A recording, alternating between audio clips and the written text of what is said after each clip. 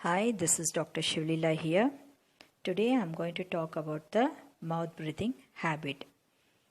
First of all, I want to tell the definition of the mouth breathing, that is, it's habitual respiration through the mouth instead of the nose.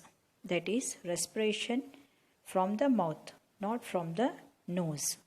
Okay, now we see the classification of the mouth breathing. There are three classification, that is obstructive mouth breathing, habitual and anatomical mouth breathing. These are three classification in the mouth breathing. Okay, let's talk about the etiology of the mouth breathing. First and foremost, nasal blockage.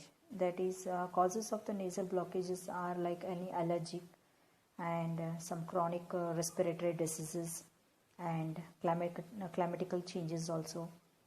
Due to that, the nose get blocks, and with that, some of the hypertrophy of the pharyngeal tissues like tonsillitis and adenoids.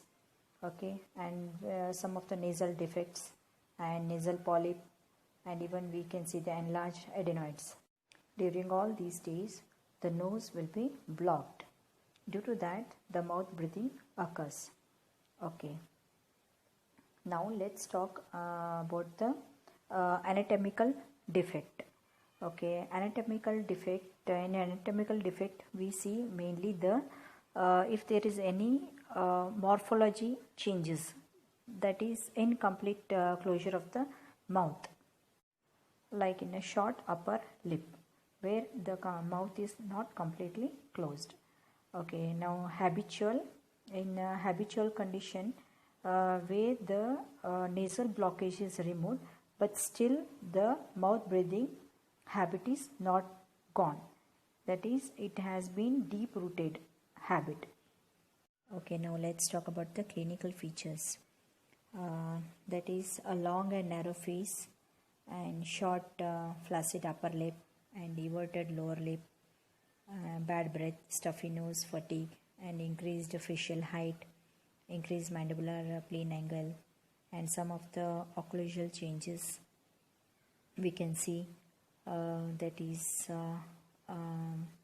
retruded upper and lower incisors, anterior open bite, palatal narrow palatal arch.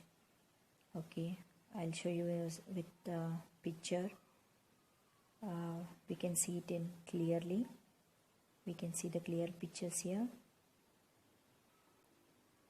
Okay, see here, we can see it here clearly that the anterior open bite is there, posterior cross bite. These all changes we can see in the mouth due to mouth breathing habit. Okay, now let's talk about the diagnosis.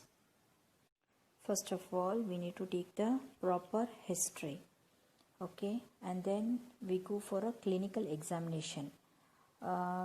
Clinical examination, that we see so many changes like on the lips, as well as respiratory, any infections, and the hoarseness of the voices, and some of the malocclusion we need to record. And then some of the tests like a mirror test, okay, butterfly test, water holding test.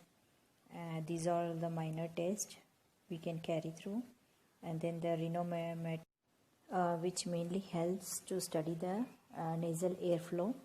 And then a cephalometric examination, that mainly helps the nasopharyngeal space as well as the size of adenoids. Those mainly help for diagnosing the mouth breathing habit. Okay, now let's talk about the treatment of the mouth breathing habit. That is, first eliminating of the cause, that is removal of any nasal or pharyngeal obstruction, and second will be the local medicaments and some of the surgeries which is required, and then applying a gel to prevent the dryness of the mouth, and then habit precautions, preventive measures like like a oral screen appliance that mainly prevent the air entry from the mouth, and some lip exercises and myotherapy. All these help to increase the